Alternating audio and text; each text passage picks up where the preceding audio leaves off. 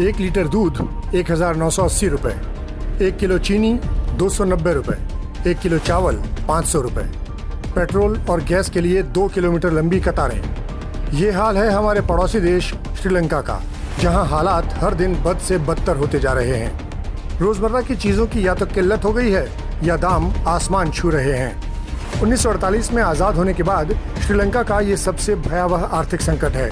अंदाजा इस बात से लगा लीजिए कि श्रीलंका की आर्थिक स्थिति मौजूदा वक्त में पाकिस्तान से भी खराब है। इतनी खराब कि यहाँ सैकड़ों स्कूली बच्चों की परीक्षाएं रद्द करनी पड़ी, क्योंकि सरकार के पास पेपर छपवाने के लिए ना कागज के पैसे हैं न स्याही के। श्रीलंका में आई महंगाई का कौन जिम्मेदार?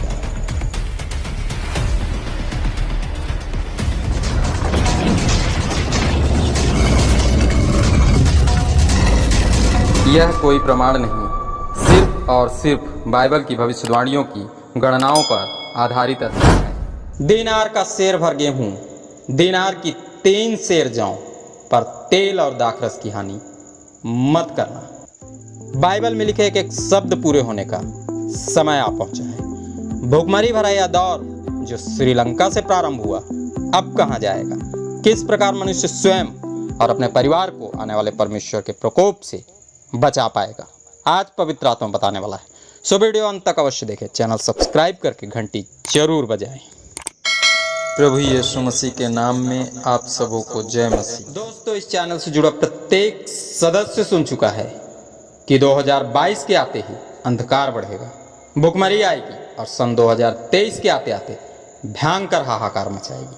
कई मनुष्य मरेंगे तो कई चीखेंगे और चिल्लाएंगे। इस वर्ष के आरंभिक महीनों में रूस ने वे कार्य किए जो यूक्रेन में अंधकार फैलाती है।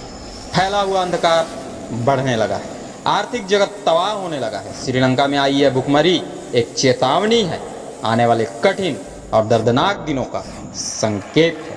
सो दोस्तों, वीडियो से जुड़ी अपनी राय या जय मसीह कमेंट बॉक्स में जरूर लिखें। प्रकाशित वाक्य की पुस्तक 10 अध्याय 5 पद। जिस स्वर्गदूत को मैंने समुद्र और पृथ्वी पर खड़े देखा था, उसने अपना दाहिना हाथ स्वर्ग की ओर उठाया। यूहन्ना जी द्वारा देखा जा रहा दर्शन का यह पद उस शक्तिशाली स्वर्गदूत का दर्शन दिखा रहा है जो समुद्र और पृथ्वी पर खड़ा है और अपना दाहिना हाथ स्वर्ग की ओर उठाकर उस शपथ की याद दिलाने वाला है जो राजाओं के राजा और प्रभु के प्रभु यीशु मसीह द्वारा दी गई है। 6वीं मोहर के खुलते ही युग परिवर्तित होगा। आरंभ हो चुकी विपत्तियां प्रलय बनकर हाहाकार मचाने लगेंगी, तो 6वीं तुरही के फूंके जाते भी पुनः युग परिवर्तित होगा। प्रलयकारी दिन महाप्रलय बनकर कोहराम मचाने लगेंगे, पर आने वाले महाप्रलय से पहले पुनः वो दृश्य नजर आएगा जो परम पवित्र परमेश्वर की करुणा, दया और वाचा को स्मरण दिलाएगा। आर्थिक मंदी का यह दौर जो श्रीलंका को अपना शिकार बना चुका है, आने वाले दिनों में इजराइल के राजा योराम के दिनों जैसा हाहाकार मचाने वाला है। मनुष्य भूख और बीमारियों से तबाह होकर चीखेगा, चिल्लाएगा और भयंकर मृत्यु का शिकार होगा।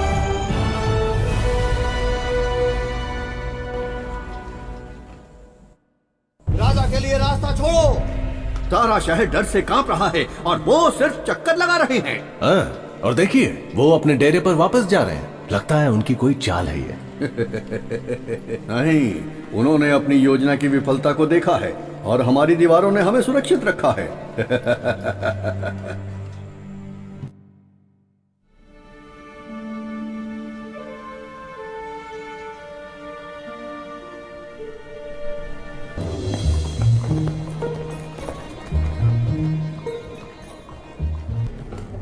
जल्दी करो, हमें रात के लिए ये दरवाजा बंद करना होगा। For where your treasure is, there will your heart be also. Judge not, that ye unto him that knocketh, it shall be opened. Or what man is there of you whom if his son ask bread, will he give him a stone? Or if he ask him a fish, will he give him a serpent?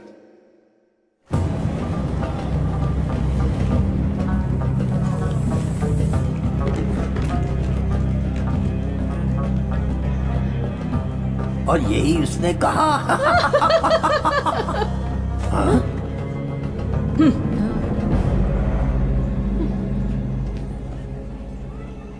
ओह, ये कितने सुंदर हैं। क्या ये अभी आए हैं? जी हाँ, ये सुंदर है और वाकई कीमती है।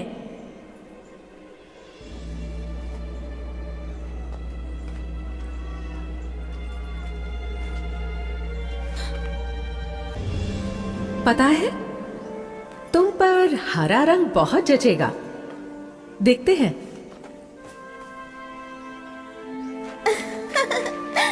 अच्छी लग रही हूँ ना? ओह, बहुत अच्छी। दोस्तों, वीडियो अच्छा लगा तो लाइक तो करो और साथ में शेयर भी करें ताकि जानकारी सब तक पहुंच सके। और हाँ, चैनल सब्सक्राइब नहीं किया तो नीचे दिए सब्सक्राइब बटन को छूकर घंटी जरूर बजाएं। और हाँ दोस्तों, ऑल पर क्लिक करना ना भूलें। Thank you. यूक्रेन घिरा, महंगाई बढ़ी, भूखमरी और बीमारी से लोग तबाह होने लगे।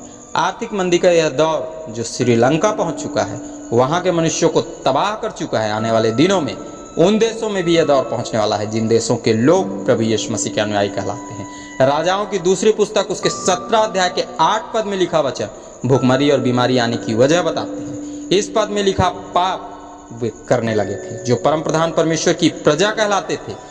सो उन दिनों में लोगों को भयंकर भी भूखमरी और बीमारी का शिकार बनना पड़ा था। न्यूज चैनलों में लगातार आने वाली खबरें बता रही हैं कि प्रभु यीशु मसीह के अनुयायी कहलाने वाले देशों में भी आज इस पद में लिखा पाप होता जा रहा है। आज वे भी उन्हीं लोगों की ईश्वरों की इबादत करने लगे हैं जो उनसे पहले उन देशों के निवासी थे। सो आने वाले दिनों में समय के पूरा होते ही, तीसरी मोहर पूरी तरह खुलते ही सर्वप्रथम इन्हीं देशों में भूखमरी और बीमारी का कोलाहल भरा शब्द सुनाई देने वाला है।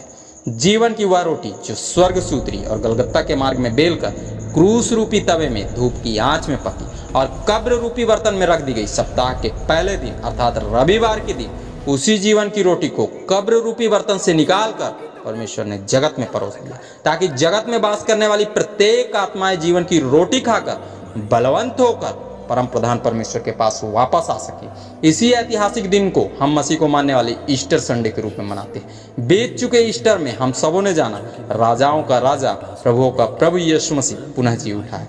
अवसर है कि हम पुनरुत्थित प्रभु की महिमा करें, खुशियां बांटें और हृदय में बसी खुशी को आनंद में बदलकर आत्मिक आनंद से परिपूर्ण हो जाए। प्रभु यीशु मसीह शीघ्र आने वाला है, सो उसके दूसरे आगमन की तैयारी करें। और हाँ दोस्तों, वीडियो लाइक करके अपने दोस्तों और रिश्तेदारों में शेयर करना ना भूलें। प्रकाशित वाक्य की पुस्तक 10 अध्याय 6 पद। और जो युगान युग जीवता है और जिसने स्वर्ग को और जो कुछ उसमें है और पृथ्वी को और जो कुछ उस पर है और समुद्र को और जो कुछ उसमें है सृजा, उसी की शपथ खाकर कहा, अब तो और देर ना होगी। यूहन्ना जी द्वारा देखे जा रहे दर्शन की इस पद में आने वाला शक्तिशाली स्वर्गदूत प्रभु यीशु मसीह द्वारा की गई उस प्रतिज्ञा को स्मरण दिलाने वाला है जो यूहन्ना रचित सुसमाचार उसके 14 अध्याय के 3 पद में पाई जाती है। आज के इस संदेश में पवित्र आत्मा यूहन्ना रचित सुसमाचार उसके 11 अध्याय के 25 पद में लिखे वचन को भी स्मरण दिलाना चाहता है, जहाँ प्रभु ने स्वयं कहा था, पुनरुत्थान और जीवन मैं हूँ, जो मुझ पर विश्वास करता है सदैव जीवित रहेगा, क्योंकि मैं शीघ्र आने वाला हूँ और खुद पर विश्वास करने वाले प्रत्येक विश्वासी को उस जगह ले जाने वाला हूँ जो जगह मैं तैयार कर चुका हूँ। प्रत्येक विश्वासी को परमेश्वर द्वारा भेजा गया शक्तिशाली स्वर्गदूत वो प्रतिज्ञा भी स्मरण दिलाना चाहता है जो प्रेरितों के काम उसके 1 अध्याय के 11 पद में पाई जाती है। अर्थात यूहन्ना जी द्वारा देखे जा रहे इस दर्शन के द्वारा आत्मा कलीसियाओं से कहना चाहता है, समय आ गया है, बहुत जल्द राजाओं का राजा, प्रभुओं का प्रभु यीशु मसीह नजर आने वाला है।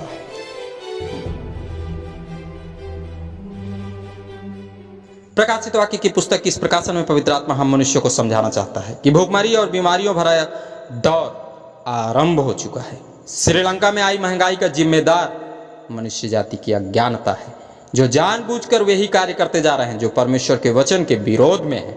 मुहरें लगातार खुलती जा रही हैं। प्रभु यीशु मसीह शीघ्र आने वाला है, सो उसके दूसरे आगमन की तैयारी में जुटना होगा। वचन में लिखी बातों का अनुगमन करना होगा। एकमात्र प्रभु ही है जो आरंभ हो चुके इस कठिन दौर में हम मनुष्यों को सच्ची शांति दे सकता है। आज के अध्ययन से मिलने वाले शिक्षा के पद को सदैव स्मरण रखें, जो कि भजन संहिता की पुस्तक उसके 34 अध्याय के 10 पद में पाया जाता है। जवान सिंहों को तो घटी होती और वे भूखे भी रह जाते हैं, परंतु यहोवा के खोजियों को किसी भली वस्तु की घटी ना होगी।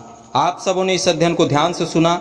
आप सबों का बहुत बहुत धन्यवाद। आइए हम छोटी सी प्रार्थना के द्वारा प्रभु परमेश्वर का करे। आइए प्रार्थना करें। धन्यवाद सर्वशक्तिमान पिता परमेश्वर, आज के इस छोटे से अध्ययन के द्वारा आपने हमें चिताया प्रभु कि ये आने वाले कठिन दौरों का जिम्मेदार कौन है। पिता परमेश्वर हमें बुद्धि दे, ज्ञान दे कि हम तेरे वचनों के अनुसार चल सके। तेरा धन्यवाद, तूने प्रार्थना सुना, मसीह यीशु के नाम से विनती मांगते, आमीन।